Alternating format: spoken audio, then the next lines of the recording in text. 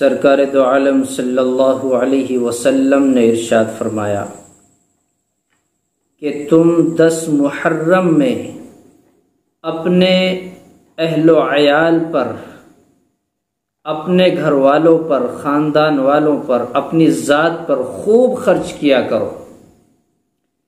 اپنی وسعت کے مطابق فراخی اختیار کرو، وسعت اختیار کرو۔ اگر کوئی بندہ 10 محرم میں اپنی ذات پر، اپنے اہل و عیال پر وسعت کرتا ہے، اللہ تبارک و تعالی پورے سال اس کی روزی میں برکت عطا فرماتا ہے۔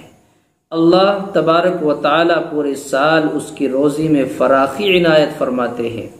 اس لیے چاہیے کہ 10 محرم کے دن بہترین سے بہترین کھانا بنایا جائے، اچھے سے اچھا، عمدے سے عمدہ لباس پہنا جائے، اپنے اہل و عیال کو جوڑ کر ان کو کھانا کھلایا جائے۔ بہتر کیا ہے کہ آپ چند دنوں کے مقابلے میں دیگر دنوں میں آپ نے ساگ سبزی استعمال کی ہے، 10 محرم میں گوشت منگا لیں، یا اور دنوں میں آپ نے کم خرچ کیا ہے، 10 محرم میں کچھ زیادہ خرچ کر دیں۔ بہتر یہ ہے کہ اور دنوں کے مقابل اس دن میں زیادہ خرچ کیا کرو،